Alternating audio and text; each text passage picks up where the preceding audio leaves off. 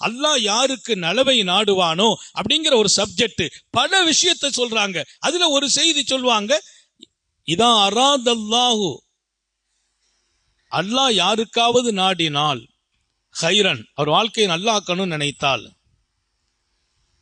என்ன கொடுப்பான் அவருக்கு? எர்சுகுஹு கலீலன் சாலிஹா, ஒரு அழகான மார்க்கமுள்ள அல்லாஹ்வின் தொடர்புள்ள நல்ல மனிதரின் நட்பை கொடுப்பான். நல்லவங்களுடைய தொடர்பு கிடைக்கும். அல்லாஹ் நம்ம லைஃபை நல்லாக்கணும்னு நினைக்கிறான், உயர்வாக்கணும்னு நினைக்கிறான். எல்லா காலத்திலும் எது செய்யணுமோ அது செய்யணும். காலம் கடந்து யோசிப்பதில் அர்த்தம் இல்லை.